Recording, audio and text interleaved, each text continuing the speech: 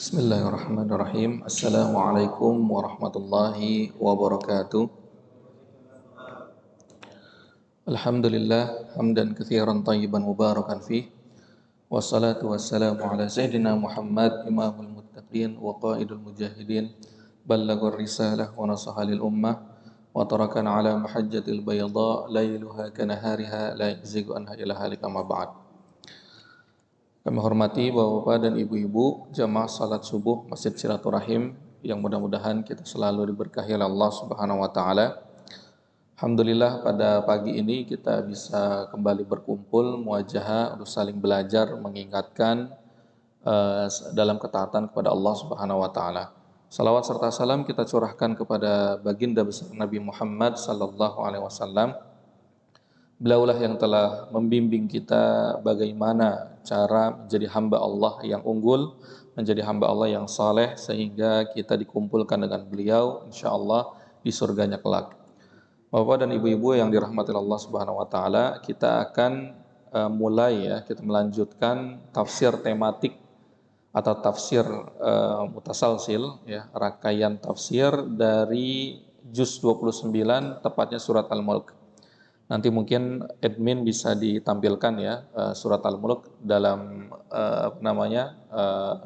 layar ya, atau dalam layar ya. Di sini surat Al-Mulk ini berisi banyak pelajaran untuk kita ya. Dalam surat Al-Mulk kita diingatkan oleh Allah Subhanahu wa taala apa tujuan daripada kehidupan kita di dunia ini ya. Kenapa kita mungkin ada yang kekurangan harta, ada yang hartanya pas-pasan, ada yang berlebih. Di antara kita ada yang diuji dengan keluarga, ada yang diuji dengan karirnya, ada yang diuji dengan banyak hal ya. Di sini akan dijelaskan Allah Subhanahu wa taala. Lalu Allah menjelaskan kenapa ya, orang-orang kafir itu enggan untuk beriman kepada Rasulullah Sallallahu Alaihi Wasallam ya, dan bagaimana pendekatan Allah Subhanahu Wa Taala untuk menyadarkan mereka. Nah ini pelajaran untuk kita juga ya.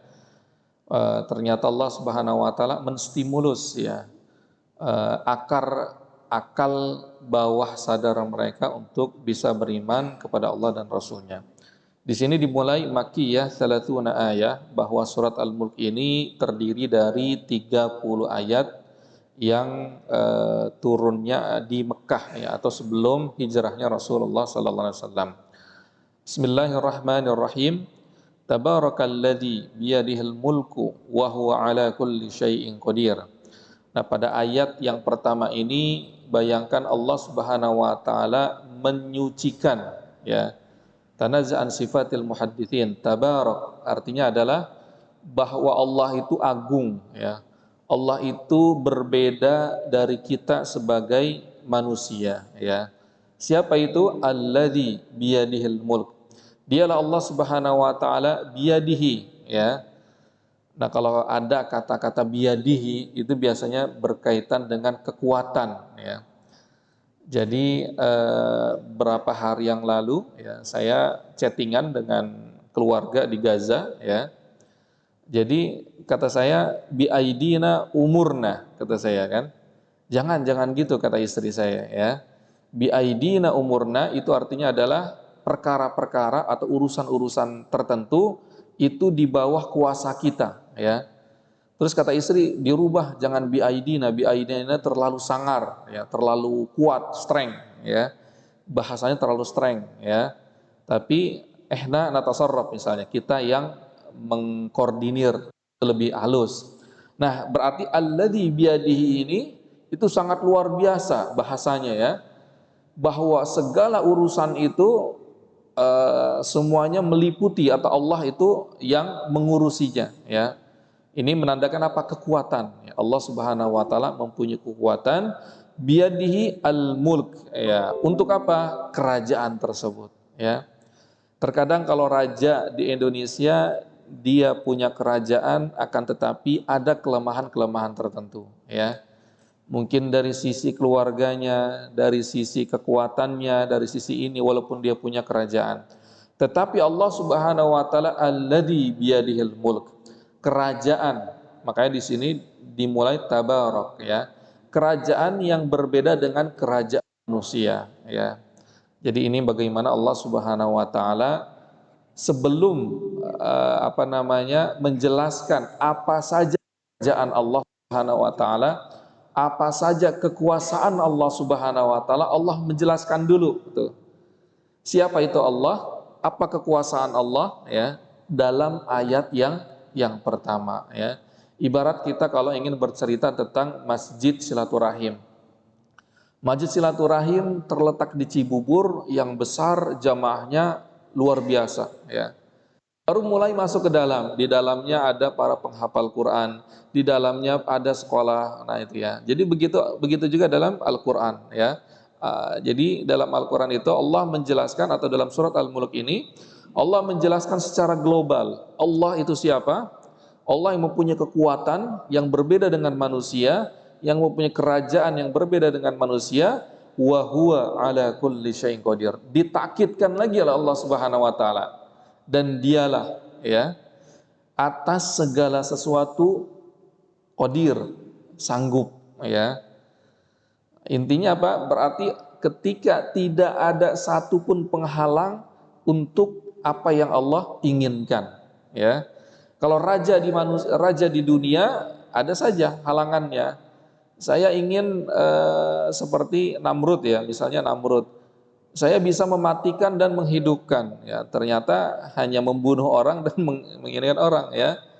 Saya bisa coba kata Nabi Ibrahim, coba benamkan. Allah Subhanahu wa taala menerbitkan raja saya, Tuhan saya, kata Nabi Ibrahim, bisa menerbitkan matahari dari timur, membenamkan di barat. Coba kebalikannya. Fabuhital ladzi kafar, itu adalah raja yang ada di dunia. Berbeda dengan Allah Subhanahu wa taala, wa huwa ala kulli syai'in qadir. Nah, kalau kita sudah mengetahui konsep awal, Allah, ke segala kekuatan itu Allah yang memiliki. Segala kerajaan itu Allah yang memiliki ya. Dan berbeda dengan konsep kita, lalu Allah mulai menjelaskan apa yang Allah kuasai, apa yang Allah kehendaki.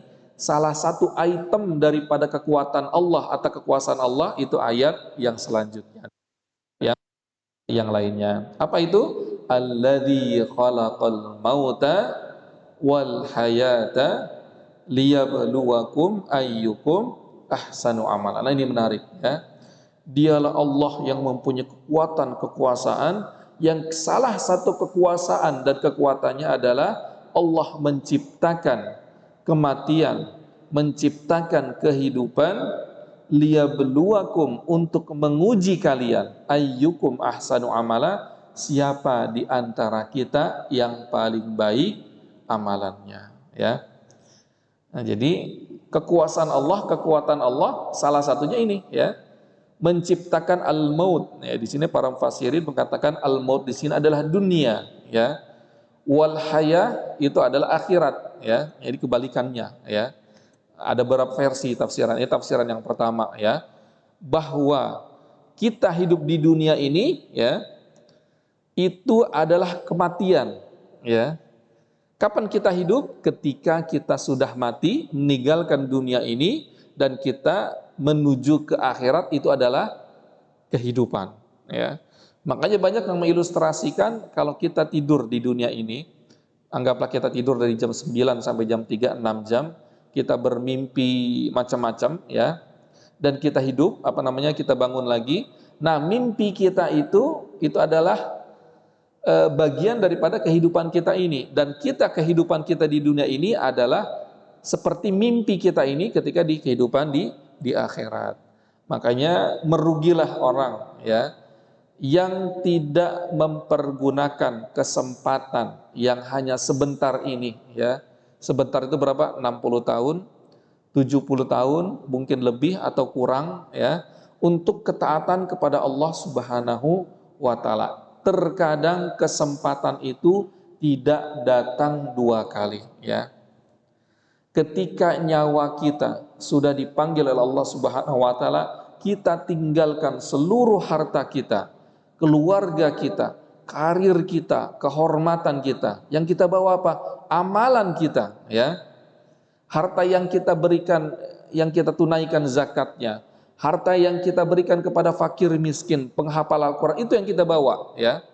Adapun harta yang ada di rekening, harta yang ada di brankas kita, itu kita tidak bawa, ya. Itu yang akan membawanya adalah keluarga kita yang masih hidup. Tetapi investasi kita, terkadang kita di dunia kita punya investasi untuk hari tua kita, ya, berbentuk tanah, berbentuk rumah, berbentuk kebun, perusahaan dan lain-lainnya. Apakah kita sudah berinvestasi untuk hari akhirat kita? Nah, ini pertanyaan untuk kita. Investasi untuk akhirat kita, bagaimana kita berwakaf, ya? Kita berwakaf ilmu, berwakaf harta dan lain-lainnya, ya. Maka di sini alladzi khalaqal maut, ya. Ternyata kehidupan di dunia ini itu adalah kematian, ya. Itu adalah versi pertama. Wal haya, dan Allah juga menciptakan kehidupan akhirat, ya. Ternyata itulah kehidupan yang hakiki, ya. Bagi tafsiran yang pertama, ya. Nah, tafsiran yang kedua mengatakan bahwa al-maut wal hayah di sini itu ada di dunia, ya. Al-maut adalah perpisahan antara kehidupan di dunia ini menuju kehidupan di alam kubur, ya. Al-hayah ini kehidupan kita yang sekarang. Nah, ini tafsiran yang kedua, ya. Dua-duanya benar, ya. Intinya adalah Allah menciptakan segala alam ini, ya, dari alam rahim menuju alam dunia, menuju alam kubur, menuju alam akhirat, itu semuanya ada terminal dan fase-fasenya, dan kita di dunia ini adalah liyabluwakum. Nah, ini, ya, ayyukum ahsanu amala. Alam rahim bukan ujian, alam kubur bukan ujian, alam akhirat bukan ujian, akan tetapi al-maut wal hayah di dunia ini itu adalah liyabluwakum, ibtila, ya. Apa itu ibtila? Untuk menguji kita, ya. Apa yang kita miliki di dunia ini itu adalah ujian, ya. Untuk apa? Ketaatan kita kepada Allah Subhanahu wa taala. Tadi saya katakan sudah umur kita, ya. Di antara kita ada yang 20, 30, 40, 50. Itu ujian, ya. Apakah kita sudah mempergunakan umur kita dalam ketaatan kepada Allah, ya? Karena suatu saat nanti kita akan meninggalkan dunia ini dan akan ada generasi yang lain. Para nabi, orang-orang terdahulu itu sudah menjadi sejarah, ya. Dan kita pun akan menjadi sejarah bagi generasi selanjutnya. Apakah makanya waja'al sidqan, makanya Nabi Ibrahim alaihissalam selalu berdoa, ya. Waj'alni sidqan lil akhirin, ya. Artinya adalah jadikanlah ya Allah saya menjadi tutur kata yang baik bagi generasi yang selanjutnya. Nah, ini dijabah oleh Allah Subhanahu wa taala. Maksudnya apa? Nabi Ibrahim ingin membuat sejarah itu. Nabi Ibrahim menjadi ketika meninggalnya ingin dikenang oleh orang lain bahwa Nabi Ibrahim itu orang baik. Nah, itu doanya siapa? Nabi Ibrahim. Dan kita pun tidak apa-apa berdoa seperti itu. Ya Allah, kenangkanlah, jadikanlah saya sepeninggal saya dianggap oleh orang lain sebagai orang yang soleh, ya. Waj'alni sidqan lil akhirin, ya. Caranya bagaimana? Ya tentunya kita berbuat baik semaksimal mungkin agar orang-orang atau Allah Subhanahu wa taala, orang-orang mukmin mengakui kesolehan kita, mengakui kalau kita ini adalah orang yang taat kepada Allah Subhanahu wa taala. Dan ketika kita meninggal, para orang mukmin atau sekitar kita menjadi syahid, menjadi saksi bahwa si fulan adalah orang yang soleh, orang yang baik. Nah, ini waj'alni sidqan lil akhirin, ya. Makanya liyabluwakum ayyukum ahsanu amala, ya. Jadi bagaimana di sini Allah Subhanahu wa taala mengingatkan kita, ya, inti daripada kehidupan ini. Terkadang kita lupa, ya. Kita punya harta, ya, dititipkan oleh Allah, kita lupa siapa yang memberikan harta ini, ya. Nah, akhirnya dia tidak membayar zakat. Ketika dia karirnya diberikan kesehatan, dia lupa siapa yang memberikan kesehatan ini, ya. Akhirnya dipergunakan untuk selain ketaatan kepada Allah Subhanahu wa taala. Dia lupa rumahnya, tanahnya, asetnya, keluarganya itu milik Allah Subhanahu wa taala, ya. Ketika diuji oleh Allah Subhanahu wa taala, anaknya meninggal, orang tuanya meninggal, ya. Dia lupa bahwa itu adalah milik Allah, ya. Dia lupa diri pribadi dia itu juga milik Allah, ya. Ya, jadi bagaimana konsep keikhlasan kita kepada Allah Subhanahu wa taala ini pada ayat yang kedua, liyabluwakum ayyukum ahsanu amala wa huwa, dan dialah Allah Subhanahu wa taala Al-Aziz, ya. Nah, di sini dikatakan di sini Allah bisa fleksibel, ya. Aziz itu adalah perkasa, ya. Ghafur adalah pengampun, ya. Nah, pada prakteknya dalam ketika di dunia ini, ketika Allah menguji hamba-hambanya, ada dua saja ternyata, ya. Sikap Allah, result, ya. Sikap Allah terkait dengan hamba-hambanya dari ujian ini. Dari ujian ini ada hamba-hambanya yang tidak lulus ujian. Tidak lulus ujian maksudnya apa? Dengan kenikmatan yang Allah titipkan kepada dia, harta, kesehatan, umur, waktu, karir, keluarga, dia pergunakan untuk kemaksiatan kepada Allah, makanya sikap Allah adalah Al-Aziz, ya. Allah perkasa. Maksudnya apa? Azab Allah itu benar-benar adanya. Nah, yang kedua adalah ketika Allah menguji hamba-hambanya di dunia ini, ada orang yang mukmin, saleh, ya. Dia mempergunakan kenikmatan yang ada di dunia ini, yang Allah titipkan ini untuk ketaatan kepada Allah, ya. Jadi ini syarat, ternyata seiman-imannya, sesoleh-solehnya kita di dunia ini pasti pernah melakukan suatu kesalahan atau dosa. Jadi apa sikap Allah? Al-Ghafur, ya. Maka di sini sikap Allah fleksibel, wa huwal azizul ghafur, ya. Jadi kita diusahakan kita mendapatkan ampunan daripada Allah Subhanahu wa taala, ya. Itu item pertama dari biyadihil mulk. Bayangkan, ya. Ini redaksi dari siapa? Bukan dari kita, dari Allah Subhanahu wa taala. Di tangannya lah, di genggamannya lah kerajaan Allah Subhanahu wa taala. Kalau kerajaan, kekuasaan itu kan ada item-itemnya, ya. Ibarat kita di Indonesia ada gubernur, bupati, ya. Tapi itu adalah ranahnya manusia, ya. Nah, item yang ketiga, ya, yang selanjutnya adalah alladzi khalaqa sab'a samawat, masyaallah, ya.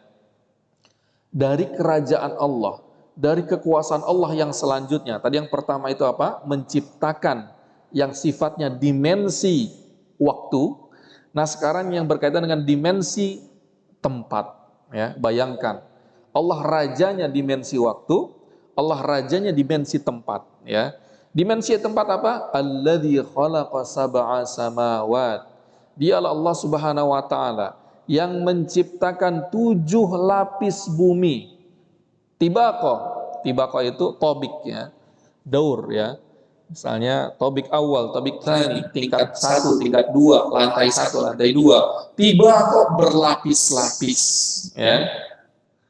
Ma tara fi khalqir rahmani min tafawut. Dan tidak ada dari ciptaan Allah Subhanahu wa taala min tafawut yang error, tidak enak dilihat, estetika, ya. Tafawut itu adalah estetika. Jadi kalau ayat kedua ini itu adalah item, ya, dari kekuasaan, kekuatan kerajaan Allah Subhanahu wa taala, sifatnya ruang, ya. Makanya kita dalam fisika ada ruang dan waktu, ya. Ayat kedua ini berkaitan dengan dimensi waktu, ya. Dimensi sebelum kita tidak ada, ya, menjadi ada berbentuk ruh, menjadi ada berbentuk ruh dan jasad, berbentuk ada hanya ruhnya saja, jasadnya di tanah, berbentuk ada berbentuk ruhnya dan jasadnya di akhirat, ya. Itu berkaitan dengan dimensi waktu. Nah, ayat yang ketiga ini berkaitan dengan dimensi tempat. Bayangkan, ya, kemana kita kabur? Kabur ke masa lalu, ada Allah. Ke masa sekarang ada Allah, ke masa depan ada Allah di akhirat, ya. Kabur kemana? Berkaitan dengan tempat. Kabur di luar bumi ada Allah. Alladzi khalaqa sab'a samawat, ya. Kita di dunia ini kenapa dinamakan dunia? dunia itu adalah dunu, ya, dekat, ya. Berarti sama, langit kita ini adalah langit yang pertama, ya, langit yang terdekat, ya, dunia, ya.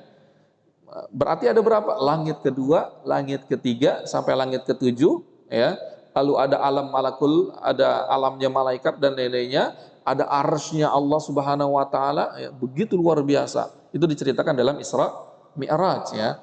Nah, Allah masih menceritakan secara global dimensi tempat, 7 lapis langit, ya. Lalu langit pertama itu adalah dunianya itu, ya, dunia kita yang sekarang ini begitu luar biasa, ya. Kalau kita coba lihat bagaimana dunia astronomi, ya, begitu banyaknya bintang, ya, galaksi Andromeda, Bima Sakti, ya.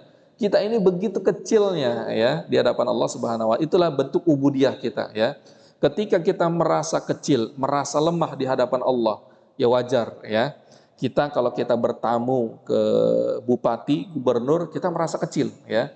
Karena kenapa? Begitu besar pangkatnya daripada yang kita tamui, ya. Bagaimana ketika kita sholat, ya?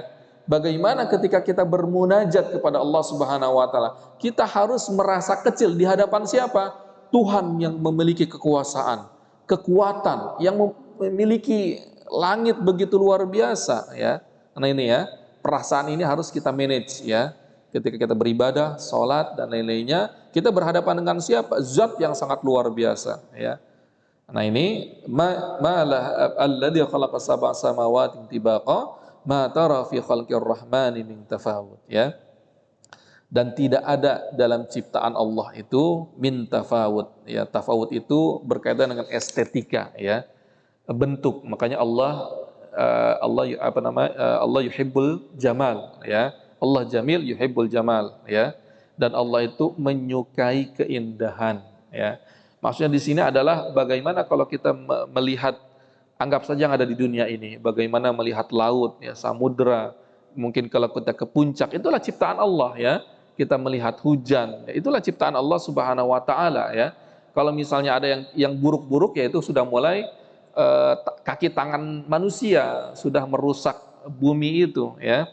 Tetapi estetika kita bagaimana Allah menciptakan langit ini, itu semuanya tidak secara secara kasat mata, itu tidak ada yang tidak enak dipandang, itu intinya. Ini yang namanya, yang dikatakan tafawut, ya. Belum lagi bagaimana ini masih dalam penglihatan yang madhar, yang zahir, ya. Ketika Allah dengan planet-planet, ya, dan antara galaksi satu dengan galaksi yang lainnya, antara planet satu dengan planet yang lainnya bertabrakan dan lain-lainnya, ya. Malah minta farji'il basara hal tara min futur. Nah kalau futur ini berkaitan dengan kekuatannya, ya. Kalau tafawut itu berkaitan dengan estetika, kalau kita misalnya pribadi, seseorang itu rapih, berarti kan itu estetika, ya. Tetapi seseorang itu pintar dan kuat, nah itu berkaitan dengan inti daripada SDM itu sendiri, ya, mulai masuk ke dalam pribadi orang tersebut. Nah begitu juga ciptaan Allah Subhanahu wa taala, ya. Ada yang berkaitan dengan estetika, malaha min tafawut, tidak ada yang tidak rapi, ya. Yang kedua apa? Hal taro min futur, tidak, kalian melihat gak yang tidak pintar atau dalam seseorang, apakah dia tidak pintar, apakah dia tidak kuat? Intinya apa? Dia orang pintar, dia orang kuat, ya. Kalau kita korelasi, kiaskan kepada penciptaan Allah Subhanahu wa taala, tidak ada yang error, ya. Buatan manusia, mobil, motor, dalam 10 tahun harus, ya, minimal dalam 1 tahun masuk bengkel, gitu kan, masuk bengkel dan lain-lainnya. Tetapi ciptaan Allah Subhanahu wa taala itu berbeda dengan ciptaan manusia. Ciptaan manusia harus ada baterai, 1 tahun ganti baterainya, ya. Mobil, motor, elektronik, HP, ya, 5 tahun, 7 tahun sudah kadaluarsa. Tapi ciptaan Allah Subhanahu wa taala di sini hal tara min futur. Itu ditantang oleh Allah Subhanahu wa taala. Kalau hal tara, kalian melihat nggak ada yang error nggak? Maksudnya gitu, ya. Ini apa? Allah menstimulus kita sebagai hambanya untuk selalu menelaah, ya, untuk selalu meneliti, ya, bagaimana ciptaan Allah Subhanahu wa taala. Hasilnya apa? Nah, coba kita lihat. Tsummarji'al basara karratain yang qalib ilaikal basaru khasi'au wa huwa hasir. Coba lihat sekali lagi. Kalau tadi farji'il basar, basar itu basirah, menelaah, menobservasi, ya. Astronomi, ya, basar itu, basirah itu lebih detail daripada hanya melihat saja, ya. Kalau saya melihat orang pakai baju kokoh, baju kokoh, misalnya baju kokoh putih, dia sudah tua, dia orang tua yang pakai baju kokoh. Itu hanya melihat saja, ya. Tetapi kalau basor, ya, saya harus tahu namanya, jumlah keluarganya, apa aktivitasnya, bagaimana masa lalunya, ya, apa kelebihannya, apa kekurangan, itu namanya basar. Meneliti, ya. Farji'il basara. Coba lihat lagi. Itu kata Allah, ya. Makanya banyak peneliti-peneliti berkaitan dengan astronomi, dia angkat tangan, ya. Atas apa? Keterbatasan akalnya untuk melihat kekuasaan yang ada di alam semesta ini. Banyak di antara mereka yang masuk Islam karena kita begitu kecilnya di hadapan kekuasaan Allah Subhanahu wa taala, apalagi di hadapan Allah Subhanahu wa taala, ya. Tsummarji'il basara karratain. Coba diulangi, coba lagi katanya kan, kata Allah Subhanahu wa taala, yang qalib ilaikal basaru khasi'au wa huwa hasir, ya. Kamu sekali-kali tidak akan sanggup, ya. Karena apa? Pertama, Allah mengetahui keterbatasan daripada akal kita, ya. Itu yang pertama, ya. Sebaik-baiknya akal kita, ada yang jenius 200 300 IQ-nya, ya. Itu pun terbatas di hadapan Allah Subhanahu wa taala. Yang kedua, memang ciptaan Allah Subhanahu wa taala itu begitu sempurnanya, ya, yang di alam semesta ini. Jadi ketika dicari kesalahannya, semakin lemah kita. Dicari lagi kesalahannya, semakin sempurna. Dicari lagi kesalahannya, semakin sempurna. Yang qalib ilaikal basaru khasi'au wa huwa hasir, ya. Nah, ini item yang kedua berkaitan dengan kekuasaan Allah Subhanahu wa taala. Lalu yang ketiga, walaqad zayyana as-samaa'a ad-dunya bimasabih, ya. Nah, langit itu Allah hiasi, ya. Dengan apa? Bimasabih, misbah. Misbah itu lampu, ya. Kalau lampunya langit berarti nujum, berarti bintang, ya. Nah, langit itu Allah hiasi dengan bintang-bintang, wa ja'alnaha rujuman lisyayatin. Dan kami jadikan bintang-bintang itu sebagai apa? Rujum, marajim, untuk melempar para setan, ya. Nah, ini menarik, ya. Nah, di dalam ayat ini hanya satu saja. Kalau dalam surat Shaffat itu detail, ya. Di dalam beberapa ayat yang lain atau surat yang lain begitu detail. Maksudnya apa? Bahwa setan dan jin itu, ya, tempat nongkrongnya itu di langit-langit, ya. Kok tempat nongkrongnya di langit-langit, ya? Untuk mencuri berita dari langit, ya. Makanya para dukun, saya katakan ini dukun sebelum diutusnya Rasulullah Sallallahu Alaihi Wasallam. Saya ingin mengatakan sebelum saya menjelaskan ini, perbedaan dukun setelah diutusnya Rasulullah dan dukun sebelum diutusnya Rasulullah, mana yang paling benar perkataannya? Atau lebih akurat prediksinya, ramalannya? Itu dukun sebelum diutusnya Rasulullah. Kok bisa, Ustaz? Bisa, kata saya, ya. Bayangkan siapa yang memberitahu Fir'aun, ya, bahwa singgasana atau kerajaannya yang akan menjatuhkannya kerajaannya itu adalah anak kecil yang lahir dari kalangan Bani Israel. Siapa dia? Nabi Musa alaihi salam. Benar nggak ramalan daripada dukunnya? Oh, benar, 100% malah. Kok bisa benar, ya? Nah, ini karena langit dunia itu belum ditutup, ya. Belum ditutup maksudnya jin dan setan itu masih bisa lalu lalang, terbang ke langit, curi berita ke bumi, kasih tahu ke kliennya. Nih, besok terjadi seperti ini, minggu depan seperti ini, 1 bulan terjadi seperti ini, ya. mencuri berita dari langit, nguping intinya ya. Nah, setelah diutusnya Rasulullah sallallahu alaihi wasallam, pintu langit itu ditutup semua ya. Ditutup semua dalam artian apa? Mereka tidak bisa lagi mendengar atau menguping ya, mencuri berita dari langit. Terus bagaimana dukun-dukun setelah diutusnya Rasulullah? Itu tingkat benarnya hanya 0,0 sekian persen saja. 99%-nya adalah kebohongan ya. Misalnya si fulan tidak nanti akan mendapatkan ini itu biasanya kebohongan ya.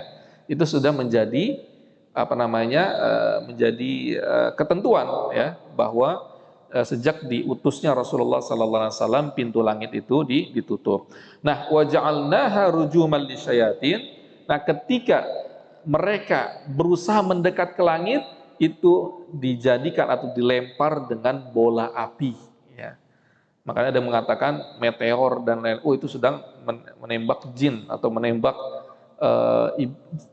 setan tertentu ya. Bisa jadi wallahu a'lam bishawab ya, dari kacamata yang lain ya, metafisika ya.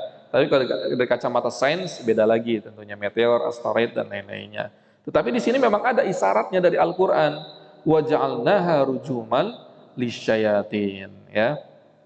Wa a'tadna lahum adzabas sa'ir, dan setan itu tentunya tempatnya adalah di neraka ya. Nah, di sini Allah ingin menjelaskan ya, siapa saja yang mengikuti setan ya. Kalau tadi di ayat yang kedua Allah menciptakan konsep awal daripada kehidupan ini adalah ibtila. Allah menguji kita dengan kematian, dengan dimensi waktu, dengan dimensi tempat ya. Ada ternyata di sini Allah menjelaskan ada lawannya, ada musuhnya ya. Jadi dunia ini game ya. Innamal hayatud dunya la'ibu walahu ya. Jadi wajar ya.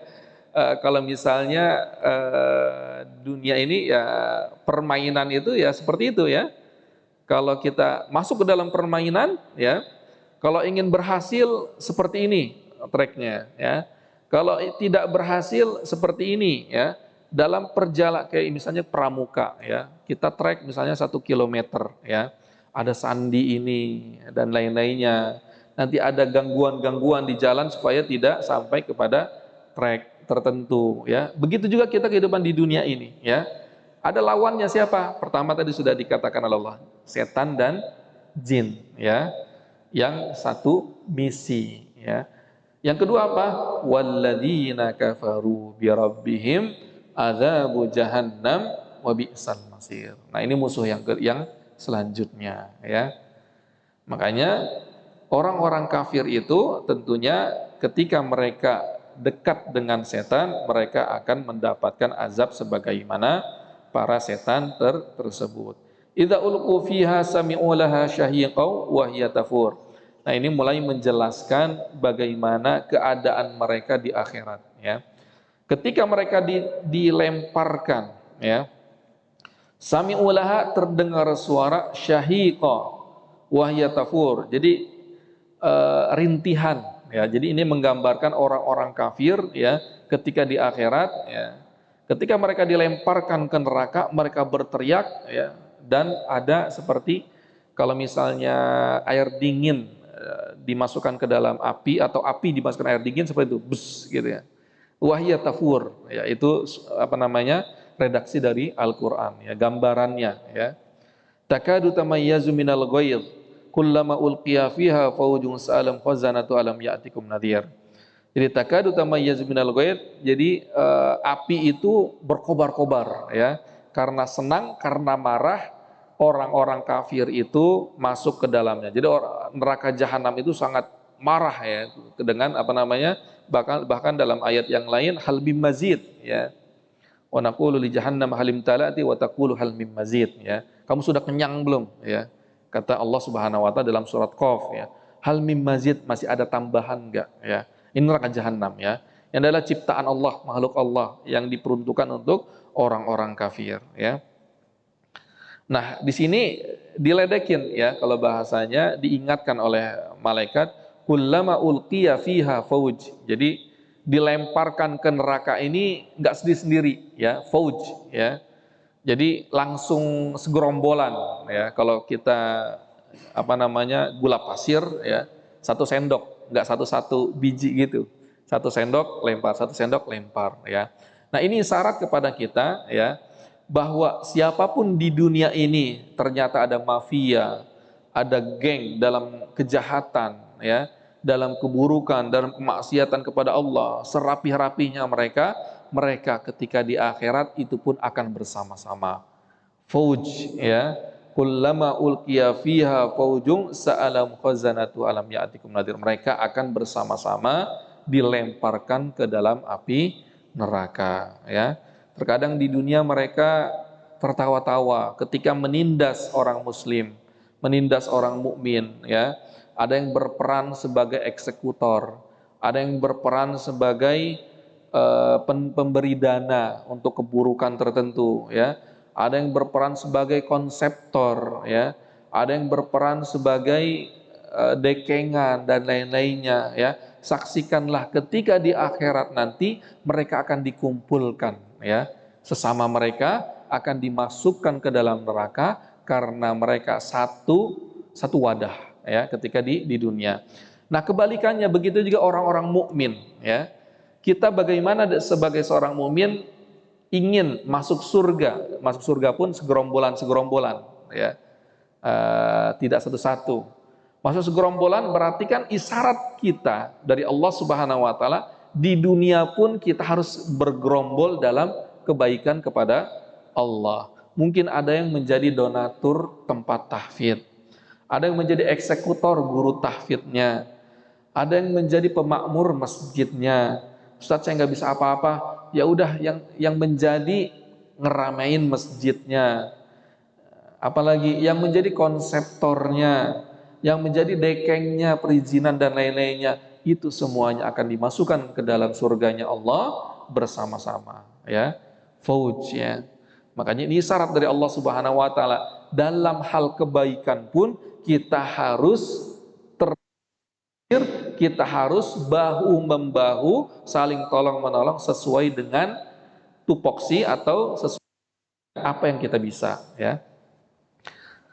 Alam ya'tikum nadir, lalu kata malaikat penjaga neraka tersebut, bukankah sudah datang kepada kalian seorang nabi, seorang rasul, seorang ustadz, seorang kiai yang mengingatkan kepada kalian akan jangan kalian dekat LGBT, jangan kalian korupsi, jangan kalian membunuh, jangan kalian seperti ini dan seperti itu. Bukankah sudah ada ya?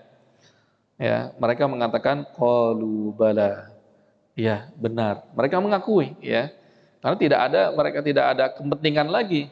Ya, ini berbedanya mahkamah di dunia dengan mahkamah di akhirat. Mahkamah di dunia diputar-putar kemana-mana ya, dicari peluang-peluang untuk bisa selamat ya, bisa disogok dengan uang-uang tertentu, dengan janji tertentu ya. Tetapi di akhirat tidak ada yang bisa disogok. Malaikat penjaga neraka tidak bisa disogok dengan uang, dengan kemaslahatan ya. Ya, itu berbedanya ya. Makanya di sini qalu bala, ya mereka langsung terus terang ya. Iya benar ya. Kalau misalnya qalu tidak, mereka tidak, enggak datang nabi, mereka enggak jujur. Berarti kan ada harapan kalau malaikat itu bisa disogok ya. Tetapi mereka sudah tahu malaikat tidak bisa disogok, bahwa sudah ditetapkan mereka masuk neraka. Qalu bala. Ya, mereka mengakui kesalahan mereka. Qalu bala qad ja'ana nadhir fakadzdzabna wa qulna ma nazzala min syai'in antum illa fi dhalalin kabir. Ya, sudah datang kepada kami dan kami mendustai mereka. Wa qulna ma nazzala min syai'in antum illa fi dhalalin kabir, dan mereka tentunya dalam kesesatan yang nyata. Wa qalu law kunna nasma'u aw naqilu ma kunna fi ashabis sa'ir. Apa kata mereka lagi? Nah, ini penyesalan ya. Tadi kaitannya dengan ayat yang pertama dan kedua ya, bahwa kenikmatan kita di dunia ini, kesempatan, kesehatan, harta, keluarga itu terkadang tidak datang dua kali. Kehidupan kita di dunia ini, ketika kita sudah meninggal, kita bisa nggak hidup lagi ke dunia ini? Saya katakan tidak bisa hidup lagi. Ya, Itu semuanya sudah ada ajalnya masing-masing. Si fulan 50, 60, 70, berapapun dia, itu ketika sudah meninggal, lepaslah kesempatan untuk berbuat baik atau ketaatan kepada Allah Subhanahu wa taala. Nah, ini penyesalannya di sini di neraka ini orang-orang kafir. Naudzubillah. Mudah-mudahan kita terhindar dari golongan ini. Apa kata mereka? Wa qalu law kunna nasma' au naqil ma kunna fi ashabis sa'ir. Seandainya dulu ya kita ngedengerin aja ya, ngedengerin. Au naqil, atau kita berpikir ya, makunna fi ashabis sa'ir. Kita tidak akan seperti ini, tidak akan berada di neraka. Nah, ini penyesalannya itu di situ ya. Ketika mereka di neraka, coba kita dengarkan para nabi ya, yang dulu mengingatkan kita. Coba dulu kita mendengarkan ustadz-ustadz, kiai-kiai yang telah mendengarkan kita, para ulama ya, yang telah mengingatkan kita ya. Au naqil. Nah, ini isyarat juga ya, bahwa petunjuk itu ya, itu dimulai dari pendengaran dan penglihatan ya.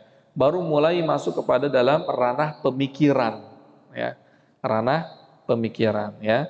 Nah, makanya akal dalam usul fikih itu, kenapa kita dikatakan mukallaf? Mukallaf itu adalah yang terbebani ya dengan syariat Islam atau syariat Islam. Itu kapan? Ketika tamyiz, remaja ya. Karena kenapa? Apa itu tamyiz? Tamyiz itu adalah membedakan.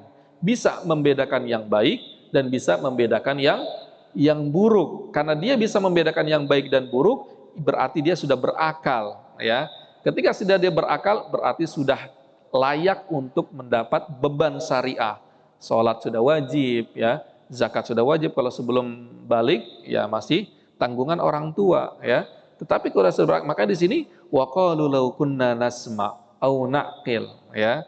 Intinya apa? Intinya adalah bahwa Allah Subhanahu wa taala menciptakan, membekalkan kepada kita akal ya. Itu untuk apa? Untuk menampung hidayah Allah Subhanahu wa taala ya.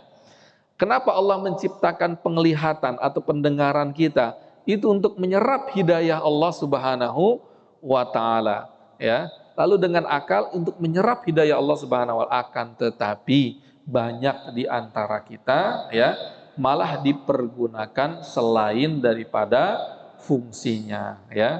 HP fungsinya untuk telepon, untuk komunikasi ya. Tetapi kalau untuk menjadi ulekan sambal ya, rusak HP-nya ya. Ulekan sambal. Nah, begitu juga kita. Allah menciptakan, kenapa Allah menciptakan penglihatan, pendengaran, akal untuk kita? Fungsi aslinya itu adalah untuk menyerap hidayah dari Allah Subhanahu wa taala, akan tetapi malah sebaliknya. Makanya wa qalu law kunna nasma'u naqil ma kunna fi ashabis sa'ir fa'tarafu bidzambihim fasuhqal li ashabis sa'ir. Baru sekarang kalian mengakui ya. Karena kenapa? Karena ketika di dunia dia berputar-putar ya. Itulah tipikal daripada manusia itu sendiri ya. Ketika mahkamah di dunia dia berputar-putar untuk bisa selamat. Karena dia tahu ada potensi dia selamat ya, dengan menyogok ya dan lain-lainnya, dekengan sana, karena ini manusia ya. Manusia itu tempatnya bisa disogok ya. Tetapi ketika di akhirat fa'tarafu. Nah, kalau bahasa kita bagaimana? Baru sekarang ente ngaku. Nah, itu seperti itu. Berarti kan sebelum-sebelumnya dia tidak ngaku berbagai macam kebohongan ya. Ibarat kita dengan, anggaplah anak kita ya. Jangan anak kita, anggaplah orang lain pencuri, dia tidak mengaku bahwa dia mencuri, pada ada CCTV-nya, tidak mengaku. Baru ketika dilihatkan CCTV-nya, oh ya benar, iya kalau udah gitu kita, baru ente sekarang ngaku. Berarti apa? Orang-orang kafir ketika di neraka jahanam itu seperti itu. Baru sekarang ente ngaku. Berarti apa? Sebelumnya dia banyak bohong. Kapan dia berbohong itu? Ketika di dunia ya. Dia berbohong kepada para nabi, berbohong kepada ustadznya, berbohong kepada diri pribadi ya, berbohong kepada jiwanya, kepada fitrahnya itu ya. Fa'tarafu bidzambihim fasuhqan li ashabis sa'ir. Fasuhqan. Baru bahasa kita, baru ente, suhqan itu bahasa kasar ya. Untuk siapa? Untuk orang-orang kafir itu ya. Kalau kita mungkin bahasa kasarnya hewan-hewan dan lain-lain ya. Nah, ini bahasa dalam Al-Qur'an fasuhqan li ashabis sa'ir. ya ente gitu kalau kita ini ke orang-orang siapa? Para penghuni neraka tersebut. Na'udzubillah tsumma na'udzubillah. Nah, baru ayat selanjutnya innal ladzina yakhshawna rabbahum. Sudah soruk jam berapa kita? 5.47 nanti akan saya sudahkan 5 menit lagi untuk tanya jawab mungkin ya. Lalu di sini Allah menjelaskan keadaan orang-orang yang beriman. Ya, ini korelasinya dengan ayat pertama dengan gua nih, bayangkan ya. Bagaimana sistematisnya Allah Subhanahu wa taala ya, dari yang umum ke yang khusus ya. Bagaimana kita berpikir. Jadi Allah menjelaskan konsep awal siapa itu Allah, bagaimana kekuatan Allah, apa saja item-item kekuatan Allah, lalu dari poin yang kedua itu sub-subnya itu apa? Orang beriman itu, orang kafir dulu, musuhnya apa? Lalu orang kafir, lalu di sini orang mukmin. Innalladzina yakhshawna rabbahum. Dialah adapun orang-orang yang takut kepada Tuhannya bil ghaib. Intinya apa? Orang-orang yang beriman. Nah, berarti kan orang-orang beriman ciri daripada yang global, yang belum detail ya. Kalau detail dalam surat Al-Mu'minun ada, beberapa surat ada, secara detailnya bisa kita lihat dia takut kepada Tuhannya. Bil ghaib. Ghaib ini bukan yang kita pahami ghaib fisika, lihat jin dan lain-lain. Bil ghaib maksudnya apa? Allah itu ghaib ya. Neraka itu ghaib. Ghaib itu intinya tidak bisa dilihat ya. Imam Sya'rawi mengatakan ghaib itu dua ya. Ghaib mutlak, ghaib nisbi ya. Terlepas daripada yang beredar di medsos ya, tidak saya dalami ya, walaupun di beberapa masjid saya dalami itu ya.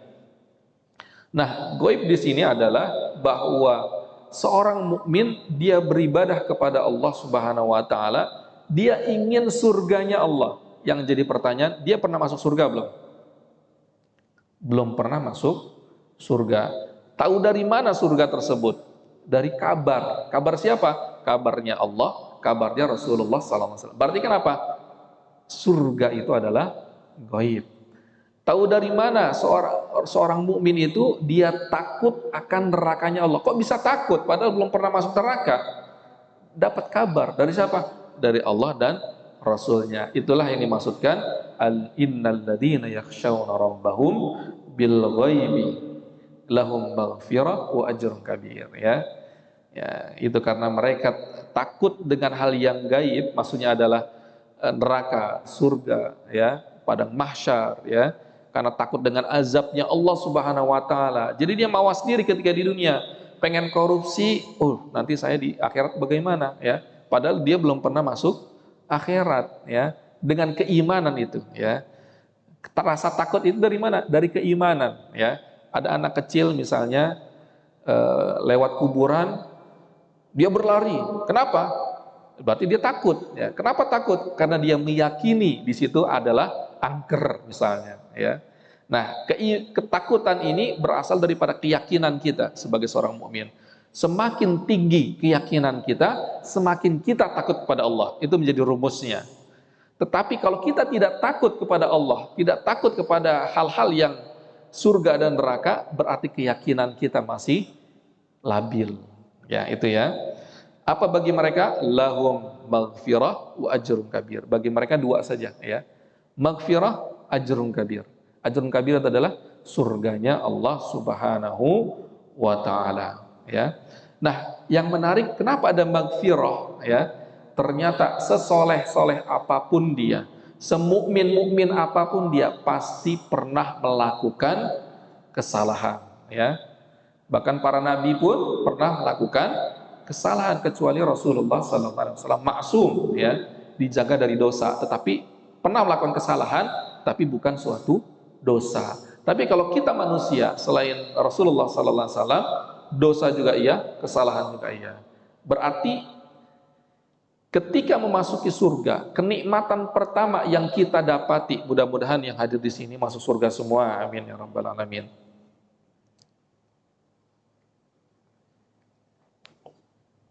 Apa kenikmatan pertama yang kita dapati? Maghfirah ya. Bukan langsung dapat bidadari, masuk surga dapat bidadari gitu. Masuk surga dapat istana, dan masuk surga dapat awet muda, masuk surga dapat ini. Tapi nikmatan pertama yang didapati ahli surga adalah maghfirah, pengampunan, ya. Diampuni segalanya baru mendapatkan item-item dalam surga, ya.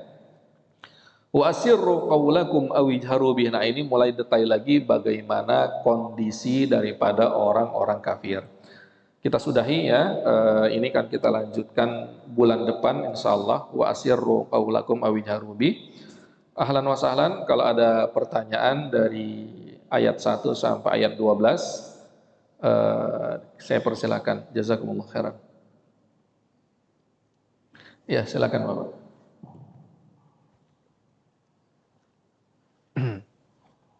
Assalamualaikum warahmatullahi wabarakatuh. Tadi dikatakan bahwa orang kafir itu masuk neraka secara berbulan. Secara sekaligus berbulan. Nah, itu apakah tidak ada maksudnya tanggung jawabnya bisa?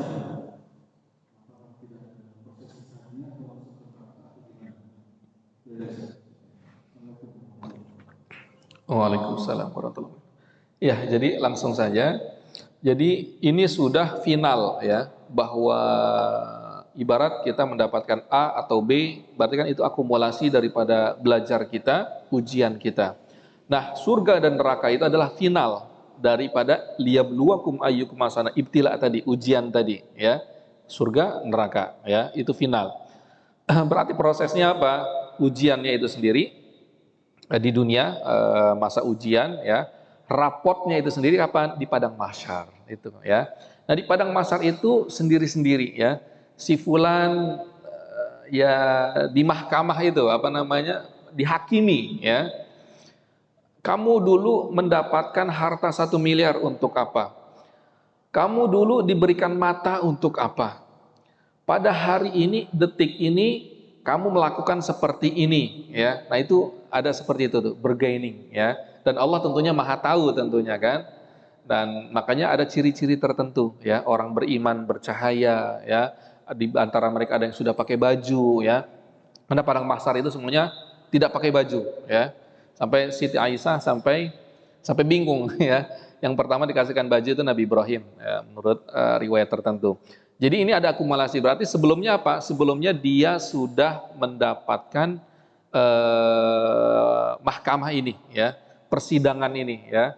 Jadi endingnya sudah mulai dia kusam, ya. Biasanya memang kalau orang bersalah itu ketika di mahkamah sudah kusam duluan, kalang kabut, karena dia tahu dia salah gitu. Karena memang ditampakkan apa namanya segala amal-amal dia ketika di dunia, jadi was-was dia. Tapi kalau orang beriman ketika di dunianya dia saleh, dia berinfak orang fakir, miskin, ya, dia baca Al-Quran, dia beribadah, dia senang. Oh, dia ingat, alhamdulillah, saya akan baik nih ke depan nih. Sudah ada itu, ya. Nah, makanya endingnya adalah ketika timbangan itu ada yang baik atau yang buruk, ya, baru mulai penggolongan ini yang masuk surga dan ini masuk neraka. Ketika masuk surga gerombol-gerombolan, mereka dimuliakan, ayo silakan gitu kan. Tapi kalau yang masuk neraka ya gitu, ditendang-tendang atau apa kan, parah lah gitu kan, hanya segerombolan seperti itu mungkin Pak ya. Jadi udah akumulasi gitu.